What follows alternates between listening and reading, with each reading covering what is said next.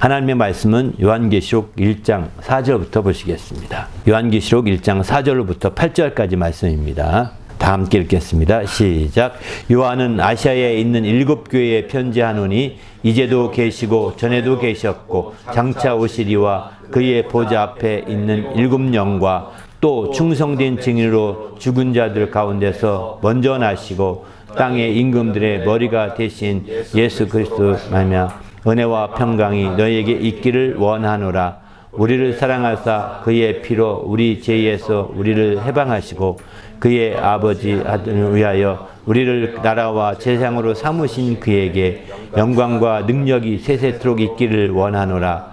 볼지어다 그가 하시리라. 각 사람의 눈이 그를 보겠고 그를 찌른 자들도 볼 것이요 땅에 있는 모든 족속이 그로 말미암아 애곡하리니 그러하리라. 아멘. 주 하나님이 이르시되 나는 알파와 오메가라. 이제도 있고 전에도 있었고 장차 올 자요 전능자라 하시니라. 아멘. 요한을 통해 행복의 뿌리를 7번째 나누고자 합니다. 아버지 하나님을 위한 나라와 제상으로, 이런 제목의 말씀을 나누고자 합니다. 우리 그리스도인들은 믿는 도리를 굳게 잡아야 합니다. 성경에 보게 되면 이제 믿는 도리를 굳게 잡을지어다. 히브리서 4장 14절에 이렇게 말씀하고 있거든요. 믿는 도리를 굳게 잡으라는 것입니다.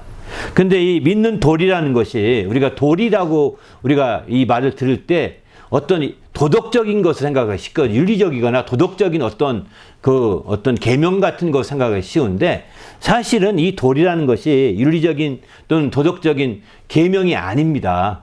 그게 아니고요. 이 도리라는 것은 영어로 본다면 confess라는 단어를 쓰더라고요. 이건 고백이라는 단어를 쓰거든요. 그러니까 다시 말해서 믿는 도리라는 것은 우리가 이제 고백했던 것, 우리가 입으로 고백하고 마음으로 수긍하면서 인정했던 것, 이게 다 그런 말씀, 그것이 나의 믿는 도리가 된다는 것입니다. 다른 말이 아닙니다. 그 헬라어 원어를 보게 되면 호몰로기아라는 단어를 쓰는데, 호몰로기아는 호무라는 단어와 더하기 로기아, 이 두 단어입니다. 로기아는 말씀이라는 뜻이고요. 호무는 같다, 동일하다 이런 뜻이거든요. 그러니까 바로 동일한 말씀을 하는 거죠. 자기가 수긍하는 것은, 자기가 고백하는 것은 똑같은 말씀을 그대로 고백하는 거잖아요. 동일한 말씀을 하는 거거든요. 이렇게 군대식 표현한다면 복창한다는 표현이 맞는 것 같습니다. 더 합당한 것 같습니다. 바로 군사용어로 복창하는, 왜 복창하냐면 그가 받은 명령이 정확한 건지 아닌지 확인시키려고 복창을 시키는 거거든요. 바로 자신이 받은 명령이 무엇인지 다시 복창하고 가게 되는 거거든요. 왜? 이것이 복창해서 정확하게 확인이 안 되면 큰 실수할 수 있게 되고, 이 실수는 패배를 가져올 수 있고 다 망할 수가 있는 거거든요. 그래서 그렇게 안 되게 하려고 이제 복창하게 만들고, 이렇게 하더니 복창은 똑같이 명령을 되따라 하는 겁니다. 이렇게 하듯이 마치 이제 우리가 믿는 도리라는 것은 똑같이 우리가 고백했던 말씀, 우리가 때로는 우리가 시인했던 말씀, 때로는 어떤 사람 난 고백한 적이 없는데요, 이럴 수도 있습니다. 그래도 여러분이 고개를 들고 맞아, 고개 끄덕끄덕했던 말씀, 이겁니다. 또 그렇지 않다 하더라도 마음속으로 맞아, 그럴 수도 있지, 이렇게 수긍한 말씀, 이것도 다 고백한 겁니다. 하나님은 여러분의 마음을 다 아시거든요. 그런 말씀을 일회용으로 끝나지 말고 그것을 굳게 잡으라는 겁니다. 그런 말씀을 그냥 한 번 듣고 끝나지 말고 굳게 꽉 잡아서 그 말씀을 내 것으로 만드는 게 믿는 도리가 되는 것이죠. 그래서 그것이 마침내 믿는 도리로서 어떻게 역할을 하냐면, 도리란 말이 윤리적인 계명이 아니라 건축학 용어로 도리가 뭔지 아십니까? 도리는요, 이 한옥을 지을 때 쓴 우리말인데, 도리가, 물론 그 한자어로는 도리는 어떤 계명이나 윤리적인 면에서의 그런 도리, 길도자에다가 이도리자 이런 말 쓰기도 하거든요. 그런데 그런 말 쓰기 하는데, 지금 쓴 우리말로 도리는 어떤 뜻이냐면, 바로 이렇게 지금 이렇게 있죠. 우리 여기 가운데 띄어 있지 않습니까? 석가래 같은 게 있어서 지금 이게 천정이 생기고 지붕이 생기는 거잖아요. 이렇게 생기려면 양쪽으로 걸쳐야 될 때 양쪽 벽 위에 걸치는 게 있잖아요. 그걸 고정시켜야 되지 않습니까? 그 나무를 놓습니다. 양쪽 벽 사이에 쭉. 그리고 고정시키거든요. 놓는 기둥과 기둥 사이에 큰 보와 같은 나무를 돌이라고 한다고 합니다. 가운데 큰 도리는 대들보라고 그러고, 대들보. 이 도리를 놓게 해서 또 가운데 세우잖아요. 그 대들보라고 그러고, 이 다음에 이거는 돌이라고 한다고 합니다. 왜 제가 이 말씀 드리냐면, 성경에 믿음 안에서 자기를 건축하고라고 표현하고 있거든요. 믿음 안에 자기를 건축함에 있어서 도리가 없으면, 믿는 도리가 없으면 지붕을 씌울 수가 없습니다. 지붕을 씌우지 못하면 집이 안 되고 안식처가 될 수가 없는 겁니다. 제대로 건축이 될 수 없다는 거죠. 그건 하나의 그냥 야외에서 지내는 거랑 똑같은 거거든요. 그래서 믿는 도리라고 할 때 도리는 바로 우리 자기를 건축하는 데 있어서 아주 없어서는 안 되는 거예요. 기둥도 중요하겠지만 기둥 사이에 띄어서 이제 집이라고 하는, 건축물이라고 하는, 자기를 건축하는 그 형태를 만들 수 있는 아주 직접적으로 영향 주는 것 중에 대표적인 거거든요. 그래서 우리는 주님 앞에서 이 도리, 믿는 도리를 굉장히 중요할 수밖에 없는 거죠. 제가 이걸 이제 어느 한옥에 대해서 이렇게 몇 번 다큐멘터리를 보면서 한옥에서의 도리라고 하는 것을 듣게 되면, 아, 맞다. 믿는 도리가 그때서 마음속에 쿵 하고 막 때려오더라고요. 아, 내가 믿는 도리를 잘못 알았을까. 도덕적인 계명 정도 순으로만 생각했구나. 그 정도가 아닙니다. 정말 이렇게 아주 그것이 없으면 자기를 건축할 수 없는 거예요. 그냥 울타리처럼 벽만 있는 것 뿐이죠. 그건 소용이 없잖아요. 비바람이 치고 또 추위가 오면 막을 길이 없지 않습니까? 쉴 수가 없는 곳이거든요. 똑같이 한 대에 불과한 거죠. 그래서 우리는 주님 앞에서 이 도리를 정말 믿게 되는 도리를 아주 강조할 수밖에 없는 거죠. 그런데 이 도리가 어떻게 하면 이 믿는 도리가 누구냐? 믿는 도리의 사도가 되신다는 겁니다. 믿는 도리의 대재앙이 되신다는 겁니다. 그분이 누구냐? 한 분이시죠. 예수 그리스도라고 이렇게 히브리서 3장 1절 이렇게 말합니다. 바로 형제들아 우리가 믿는 도리의 사도이시며 믿는 도리의 대체, 여기 믿는 도리라는 말이 생략된 말입니다. 믿는 도리의 사도이시며 믿는 도리의 대지상이신 예수를 깊이 생각하라 이렇게 말하고 있죠. 예수를 깊이 생각해야 되는 겁니다. 믿는 도리의 사도이시고 믿는 도리의 대지상인 예수. 그 예수 한 분이 한편으로는 믿는 도리의 사도가 되시고 한편으로는 믿는 도리의 대지상이 되시는 겁니다. 그분에게 있어서 양면적인 부분이 있다는 것입니다. 한편으로는 믿는 도리의 사도가 되시고 한편은 믿는 도리의 대지상이. 그러니까 믿는 도리에서 사도와 또 대지상, 사도라는 말을 쉽게 풀면 보냄받은 자 이런 뜻이거든요. 보냄받은 자와 대지상 이 두 가지가 도리로 양쪽 젓가락에 연결시키는 아주 중요한 도리가 되는 거죠. 이렇게 두 가지의 도리를 얘기하고 있는 것입니다. 그래서 우리는 주님 앞에서 내가 과연 얼마나 믿는 도리를 굳게 잡고 있는지, 과연 예수님이 정말 나의 사도로서 믿는 도리가 되고 있는지, 예수님이 대상으로서 나의 믿음의 도리가 되고 있는지 이걸 우리가 생각해 보셔야 되는 거죠. 그러면 이 둘이 양면성이 있다겠는데 어떻게 분류가 되느냐? 한번 요거까지만 설명을 드리려고. 오늘은 이 설명은 이제 대제사장이신 예수에 대해서 초점 두고 말씀드리려고 하거든요. 믿는 도리에서 대지상에 초점 두려고 하는데 믿는 도리 사도와 대지상은 어떻게 되느냐면 믿는 도리 사도로서는 보냄받은 자라는 뜻인데 기름 부음 받아서 보냄받으셔서 그분이 하신 초점에 이른 그분이 고난받으시고 죽는 데까지가 사도로서 역할을 하게 됩니다. 고난받으시고 죽기까지. 그래서 복음을 전하는 것이죠. 그렇게 해서. 그리고 대제사장의 역할은 그분이 부활하셔서 승천하심으로 말미암아 이제 하늘의 대지성소에 들어가게 되는 것을 이렇게 말하게 되는 거죠. 그리고 마침내 그분이 지성소에서 그 모든 게 해결됐을 때 나와서 두 번째 우리가 나타나게 되거든요. 재림하신다고 우리는 표현하죠. 이 부분까지가 부활하셔서 승천하셔서 그분이 다시 재림하기까지가 대지상으로서 믿는 도리의 대지상으로서 우리에게 아주 강조적인 바인 거죠. 그러나 우리는 이제 믿는 도리의 사도로서 그분이 오셔서 말씀이 육신이 오셔서 고난받으시고 죽기까지 하시면서 섬겼던 그 모든 일련의 과정, 이게 그분이 사도로서 보냄받은 자로서의 소명을 다했던 것입니다. 사명을 다했던 거죠. 이 두 가지가 합해서 믿는 도리의 사도이시고 믿는 도리의 대지상 이렇게 표현하고 있는 겁니다. 두 가지가 합해서. 오늘은 그 중에서 후반부 중심으로 좀 말씀 나누려고 하고 전반부에 대해서는 앞서서 많이 말씀을 드렸을 것입니다. 아마 참고해 보시면 좋을 것 같습니다.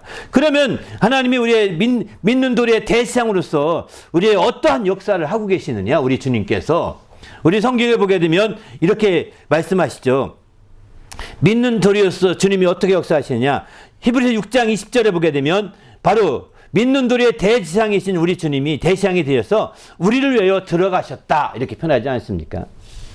그분이 그냥 나가 하늘나라 간다 무조건 간 것이 아니라 우리를 위하여 들어가셨다는 것입니다. 우리를 위하여라는 표현이 대상으로서 역할이 굉장히 중요한 것입니다. 대상이 아무것도 없이, 백성의 죄가 없이 그냥 임의로 들어가지 않거든요. 대상만이 유일하게 지성소 들어갈 수 있는 이 땅에 있는 성전에서도 들어갈 수가 있는데 임의로 들어가지 않습니다. 마음대로 왔다 갔다 하지 않습니다. 백성의 죄를 다 속죄하기 위해서 그 백성의 죄를 짊어질 때만이 들어갈 수가 있는 거거든요. 백성을 위해서 들어가는 거지, 자기가 거기 심심하니까 아무도 못 들으면 나 혼자 가서 쉴 거야 하고 가서 하고, 이거 아닙니다. 개인적인 사정을 따라 하는 것이 아닙니다. 예수님도 우리의 대상이 되었는데 그가 이제 하늘 아버지 집에 갈 때가 있으니까 간 것이 아니라 우리를 위해서 가신 것입니다. 그래서 가셔서 어떻게 하셨느냐. 이제 8장 1절에 보게 되면은 대상이, 우리에게 이런 대상이 있는데 바로 그는 하늘에서 지극히 크신 이의 보호자 우편에 앉으셨다, 이렇게 말씀합니다. 지극히 크신 이의 보호자 우편에 앉으셨다는 것입니다. 지극히 크신 이의 보호자는 우리가 알다시피 이제 하나님 아버지의 보호자이시죠. 그분과 가장 가까이 갔다는 것을 나타내고 있는 것이죠.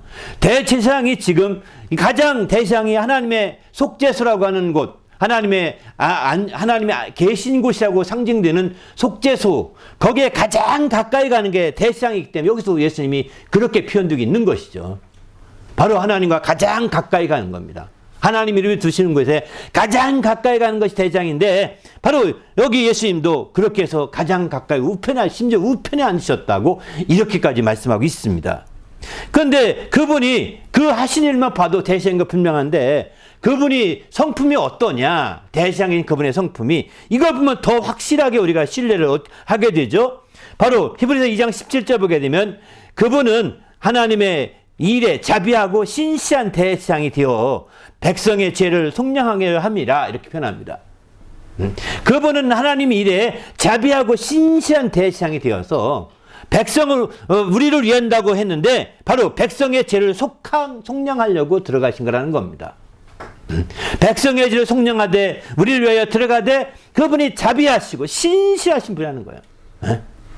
그분이 정말 자비하신 분이어서 우리가 정말 죄를 졌다가 또 다시 회개하고 또 졌다가 또 죄를 짓고 회개하고 이래도 그분의 자비하신 가운데 우리 나가야 되는 겁니다. 그렇게 해서 마침내 이제 그분의 자비하심 앞에 나가는 거면 그러면 그 다 또한 용서받고 주님 앞에 설 수 있지 않겠습니까?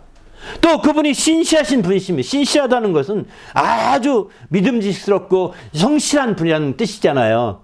그런 차원에서 볼 때 우리는 그분이 얼렁뚱땅하지 않을 거라고 압니다. 얼렁뚱땅할 것이 아니라는 거예요. 가서 간 김에 관광이나 좀 하고 간 김에 술이나 좀 먹고 이게 아니라는 겁니다. 쇼핑이나 하고 이게 아니라는, 간 김에 이렇게 얼렁뚱땅하는 것이 아닙니다. 신실하게 그 일을 하시는 분이라는 거예요. 하나님은, 우리 주님이 하나님의 하늘에 가는 김에 이제 아버지 옆에 앉았겠다, 좀 아버지랑 좀 놀고서 하자, 이게 놀고 하는 게 없다는 거예요. 그런 분이, 성품이 그런 분이 아니라는 겁니다. 그런 분이 아니라 그분은 신실하게 자기 본분을 다 하시고 자기 사명을 다 하시고 신실하게 하시는 그런 대상이라, 이게 얼마나 신뢰할 만합니까? 이런 분이 우리의 대상이니 우리는 더 말할 것 없지 않겠습니까? 더 나가서 그분으로 끝나지 않습니다. 그분이 바로 히브리서 4장 15절 보게 되면 우리에게 있는 대상은 우리 연약함을 동정하지 못하실 분이 아니다, 이렇게 말합니다. 우리 연약함을 동정할 만한 분이고 또 그분은 우리를 대신해서 시험을 받는 자로 돼 죄는 없다, 이렇게 표현하고 있습니다. 여기 동정한다는 말은 바로 공감하는 능력을 이렇게 말합니다. 공감. 우리 주님은 공감하시는 분이라는 거예요. 우리가 어떤 사정이든 우리가 어떤 형편이든 상황이든 공감하는 겁니다. 공감해 주시는 분이라는 겁니다. 그렇게 공감해 주시긴 분이기 때문에 주님께서 동정하시는 거죠. 긍휼히 여겨주시는 거죠. 주님의 그 공감 능력을 믿으시길 바랍니다. 더 나아가서 우리를 대신해서 그분이 시험은 우리와 똑같이 시험은 받고 어려움은 다 겪으시되 그분은 죄가 없으신 분이셨다. 그러면 왜 그분이 이 시험도 받고 고난을 당하시고 어려움을 겪으셨느냐? 우리와 같이 우리의 죄를 짊어지고 그렇게 하셨다라고 성경은 말하고 있는 거죠. 그래서 마침내 그분이 우리의 죄를 다 짊어지고 고난받으시고 그분이 참 어려움을 다 겪으시고 그렇게 해서 마침내 최후에는 우리의 죄를 짊어지고 죽기까지 하시지 않습니까? 이렇게 하셔서 우리의 대지상이 되었으니 확실하게 공감하지 않겠습니까? 그래서 우리의 지도자라고 할 때도 마찬가지인 것 같습니다. 이런 공감 능력 있는 지도자가 굉장히 필요한 거거든요. 작은 그룹은 작은 그룹, 큰 그룹은 큰 그룹에도 공감 능력이 있는, 공감 능력이 없으면 함께 그 경험하지 못한 사람은 공감하지 못합니다. 새님처럼 사는 사람들이, 새님처럼 아무 어려움도 모르고 잘하는 사람들이 훌륭한 그 지도자가 될 수 있을까요? 한계가 있는 거예요. 공감 능력이 떨어지기 때문입니다. 정말 바닥부터 한 번쯤 기어본 사람들이 정말 공감 능력이 탁월하지 않겠습니까? 이렇게 해서 마침내 이런 주님이 바로 그런 분이라는 거예요. 주님은 그래서 말씀 육신에 오시되 가장 세상에서도 가장 낮은 곳으로 오신 거예요.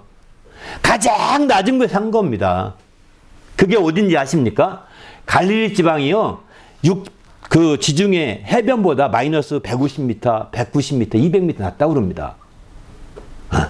사해 지방은 더 낮고요. 갈릴리가 그렇게 낮은 곳에 있다면 거기 주위에서 생활을 하신 거예요. 해수면보다 낮은 곳에서 사신 겁니다. 상징적인 면이 있는 거죠.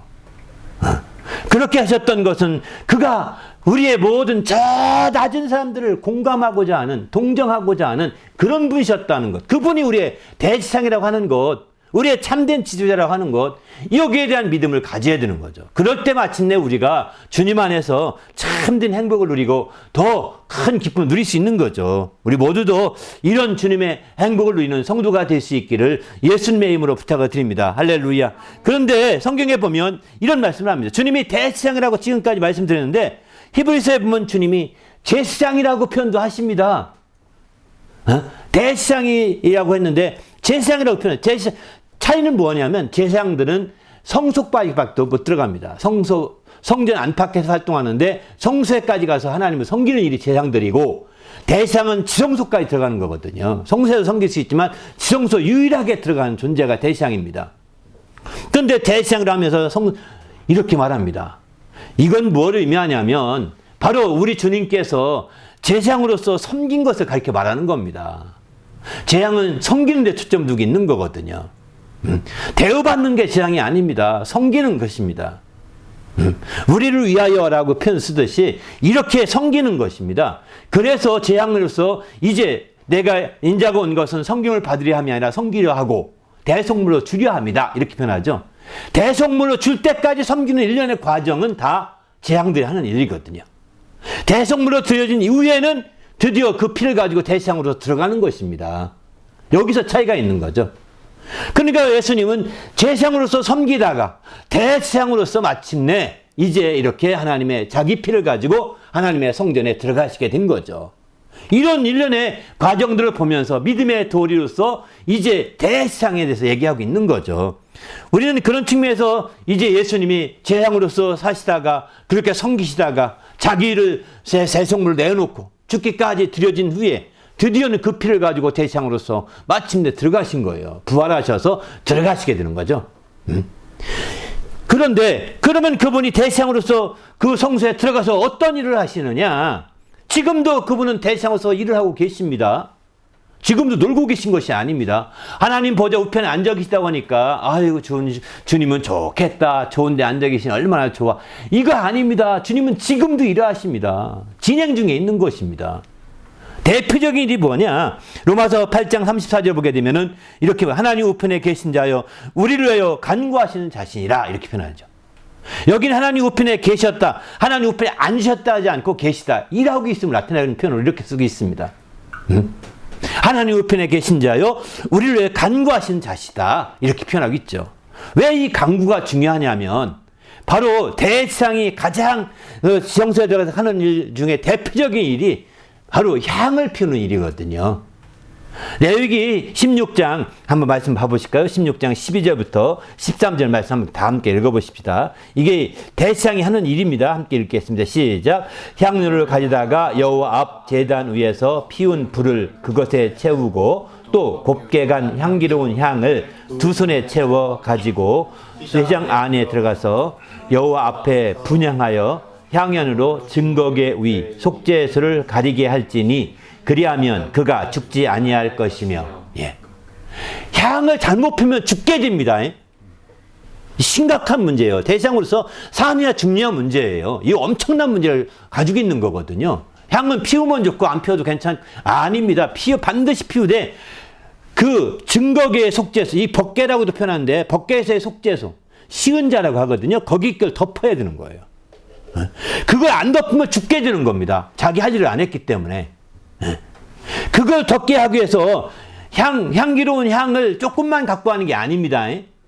두 손에 가득 채워 갖고 하는 겁니다. 집을 쓰는 최대한 집어가라는 겁니다. 왜? 계속 남으면 할 수 남으면 남는 거 문제 안 삼거든요. 부족할 때가 문제인 거예요. 속죄소를 채우기까지 향을 피워야 되는데 부족해. 또 나가 또 올 수 없는 거거든요. 그래서 두 손에 가득 채워서 가지고 가며 이렇게 표현하고 있는 겁니다. 그래서 그것으로 이제 속죄소까지 쫙 덮어야 되는 거죠.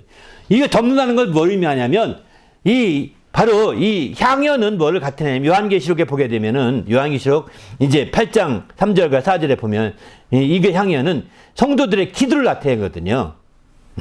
요한계시록 5장 8절에 보면 이렇게 나오죠. 이 향은 성도의 기도들이다 이렇게 표현하죠. 그리고 8장 3절과 4절에도 보면 다른 천사가 가서 제단 이렇게 해서 금향유에 가지고 향을 가다가 올라가는데 모든 성도의 기도를 합하여 하나님 금제단에 올리더라 이렇게 하죠. 이 금제단이 바로 하나님이 그 증거계 이렇게 표현하죠.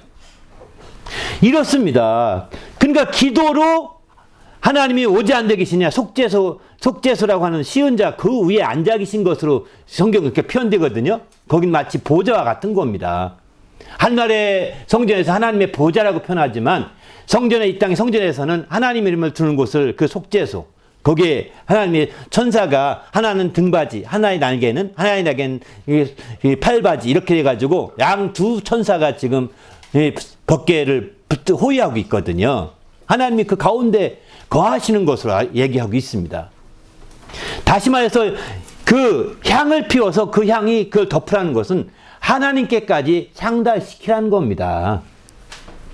향이 바로 속죄도 덮는다는 것은 하나님이 계신 곳까지 향이 다 달아야 된다는 겁니다. 그 향이 하나님 계신 속죄소까지 안 닿으면 밑에 있다 기도가 응답이 될 수 없는 거죠. 상달이 안 된 겁니다. 응답되지 못하고 기도하다가 만 것과 똑같은 것이 된다는 거죠. 그러면 죽을지니 이렇게 표현하고 있는 겁니다. 그러기에 우리는 대상으로서 예수님이 지금도 그 일을 하고 있다는 것을 말씀하고 있죠. 그러면 그 일을 다 끝나면 어떤 일 할까요? 대상이 나와서 이제 하나님이 이렇게 역사하시고 이렇게 응답하셨다고 선포하시게 되거든요. 그래서 히브리서 보게 되면 9장 28절에 보면 이렇게 말씀하십니다. 히브리서 9장 28절에 이와 같이 그리스도 많은 사람의 죄를 담당하시고 단번에 드신 바 되셨고 또 구원에 이르게 하기 위하여 죄와 상관없이 자기를 바라는 자에 두 번째 나타나신다는 거예요. 그래서 두 번째 이건 재림이라고 표현하는 것입니다. 바로 하늘의 영원한 지세가 완성됐을 때 주님이 재림하시는 겁니다. 왜 지금 재림하시지 않습니까? 재림한다고 왜 안 오십니까? 라고 따지는 사람이 간혹 있거든요. 아직 하늘의 영원한 제사가 완성되지 못한 것이죠. 그것이 완성되면 주님이 두 번째 나타났어요. 이렇게 하나님이 응답하셨다라고 선포하실 것입니다.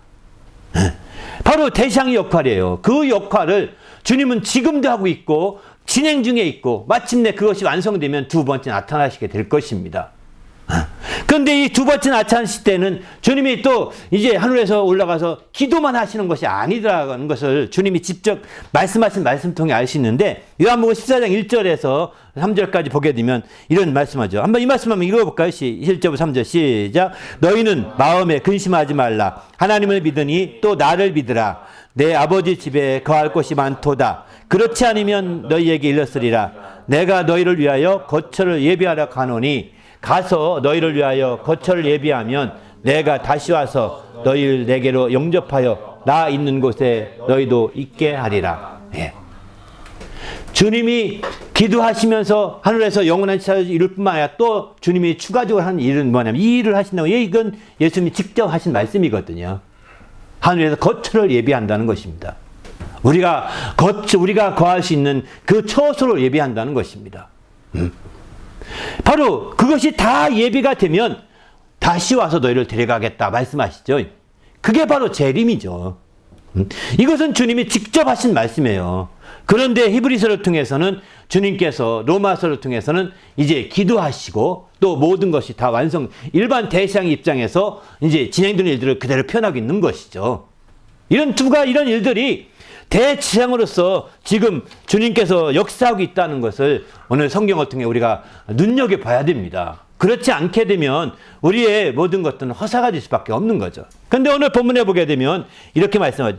바로 이제 하나님을 위하여 우리를 나라와 제사장으로 삼으신 그에게 영광과 능력이 그 세세토록 있기를 원하노라, 이렇게 말하죠.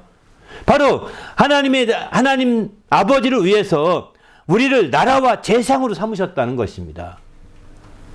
하나님 아버지를 위해서. 그때 우리가 제사장으로 삼으신 분이 누구냐면 예수님이세요.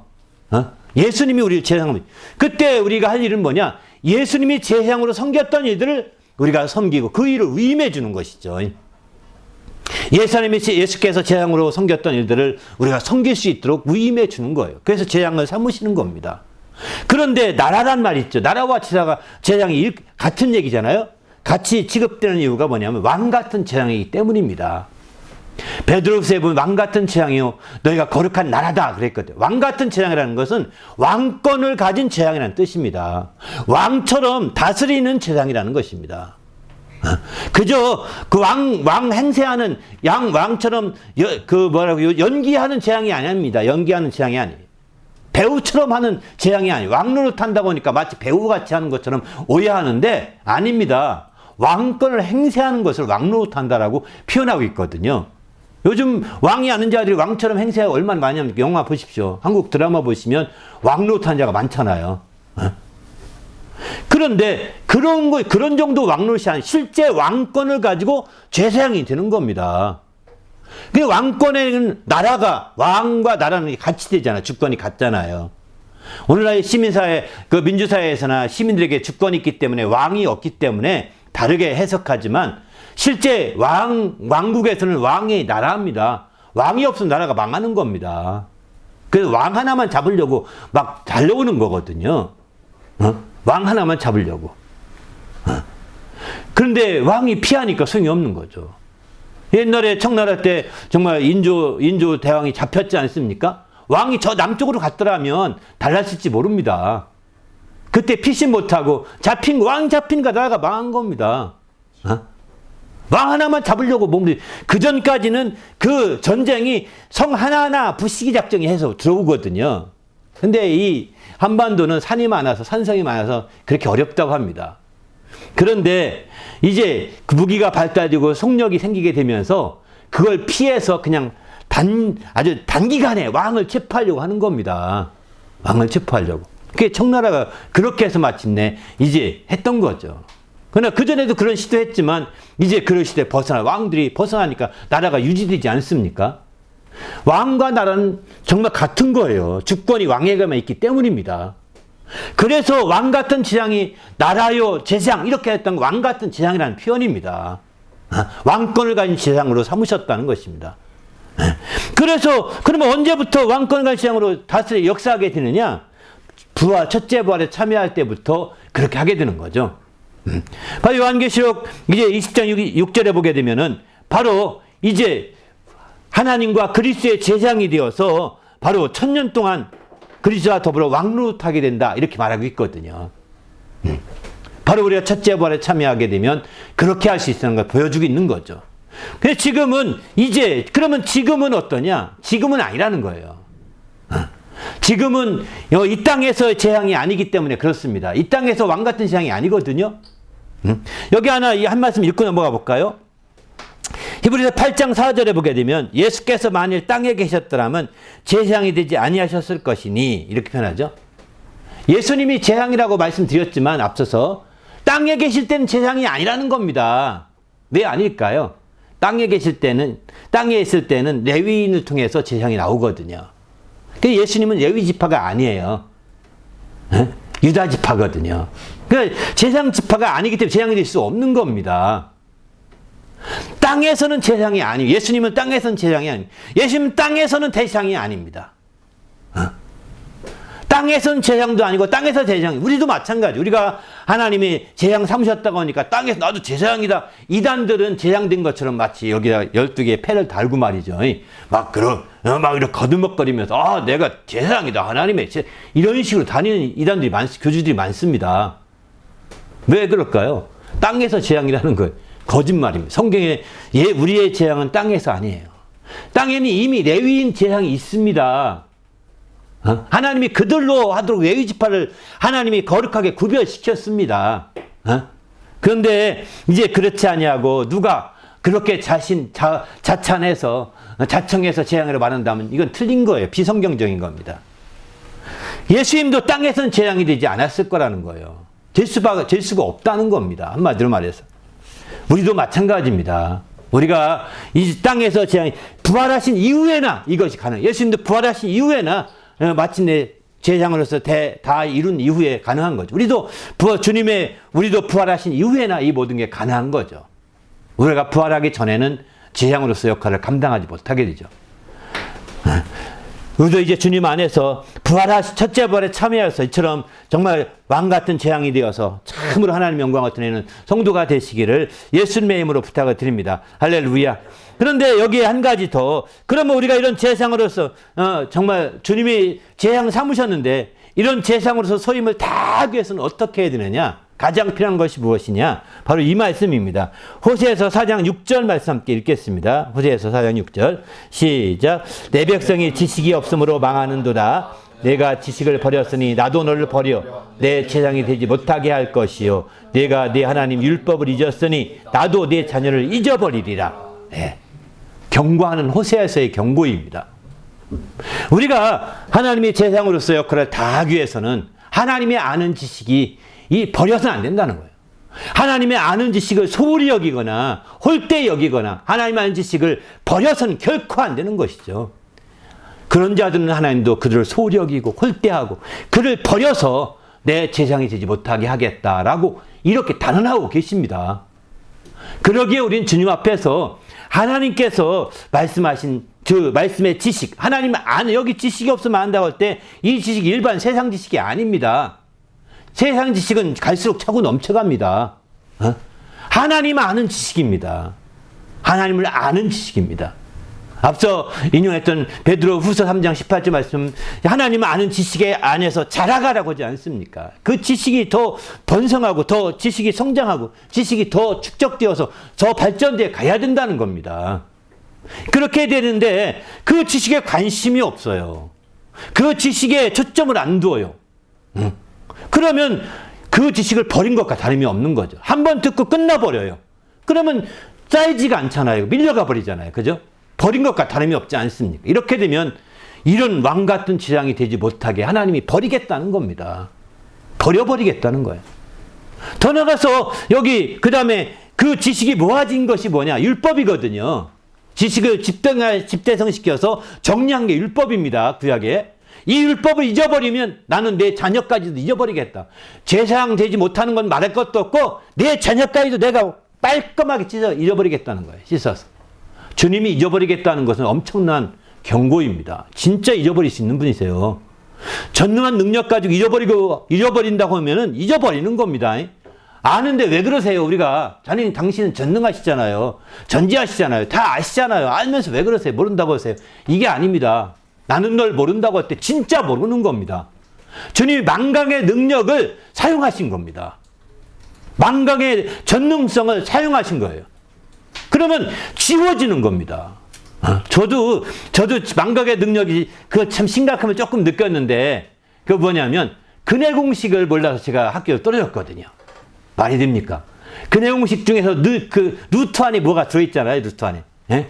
1 플러스 마이너스 루트, 이거 루트 안에 그게 지워질 지금도 생각 안 나는데 생각이 안 나요. 결국은 그렇게 본고사에 떨어지고 말았죠. 본고사 시험 그때 볼 때였는데. 예?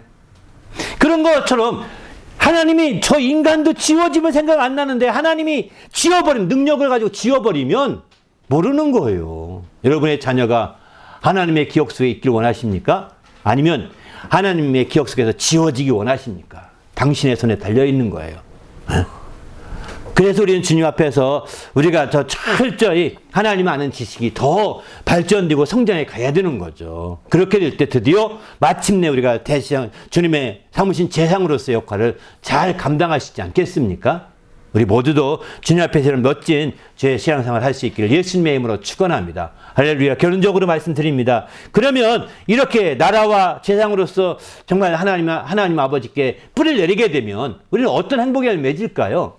그것은 바로 정말 우리를 삼으신 우리 주님과 함께 놀라운 열매 맺게 되는데, 그 행복을 맺게 되는데, 주님이 뭐라고 표현하겠어요? 주 하나님이 이르시되 나는 알파요 오메가라, 이제도 있고 전에도 있었고 장차 올 자라, 전능한 자라, 이렇게 말씀하시지 않습니까? 바로 주님과 함께 맺은 그 행복의 열매는 시작과 끝이 일치가 되는 행복이라는 것입니다. 근데 세상의 행복은요, 시작과 끝이 일치 안 됩니다. 시작은 행복했다가 얼마 안 지나면 에이 괜히 그랬어 후회하지 않습니까? 끝이 다르지 않습니까? 한결 같습니까? 한결 같아야 되는데 한결 같지 않거든요. 그게 변하거든요. 감정이기 때문에 그렇습니다. 감정 위주의 행복이 아니라는 겁니다. 시작과 끝이 같은 행복은 감정 위주의 행복이 결코 아닙니다. 더 나가서 이제도 있고 또 전에도 있었고 장차도 있을 것이다, 이렇게 말하잖아요. 그죠? 그 행복은 지금 우리가 누릴 수 있고 전에도 누렸던 거라는 겁니다. 전에 있었던 것이고 장차도 누리게 될 거라는 것입니다. 그게요, 멀리서 찾아서 안 되는 겁니다. 그 행복이 그저 내가 그 행복이 지금 누릴 수 있고 전에도 누렸던 것이고 있었을 거라고 표현하지 않습니까? 전에도 어떻게든 여러분 한번 좀 보았거나 누렸던 거나 뭔가 한번 들었을 것입니다. 그런 것이고 장차도 있을 거라는 겁니다. 이렇게 그 행복은 그래서 천국과 끝이 하나 된, 정말 일치가 되는 변함없는 행복, 한결같은 행복이 될 거라고 이렇게 말씀하고 있는 것이죠. 우리도 이제 정말 하나님의 나라와 제상으로서 정말 왕같은 제상으로서 하나님 아버지께 행복의 뿔 내려서 이와 같이 한결같은 행복, 변함없는 행복, 처음과 끝이 일치되는 행복, 이 지금도 경험할 수 있고 과거에도 경험했었고 미래도 경험할 수 있는 그런 행복으로 가득한 성도가 되시기를 예수님의 이름으로 축원합니다. 할렐루야. 함께 오늘 말씀 생각하며 기도할 때 내가 이렇게 마지막 때 깨어서 행복한 신앙생활을 할 수 있도록 인도하시고, 그래서 마침내 이제 왕같은 재앙으로서의 소임을 다할 수 있도록 하나님을 아는 지식이 더욱더 발전하고 성장하고 그것이 풍성해질 수 있도록 인도해 달라고 간절히 합심해서 기도하겠습니다.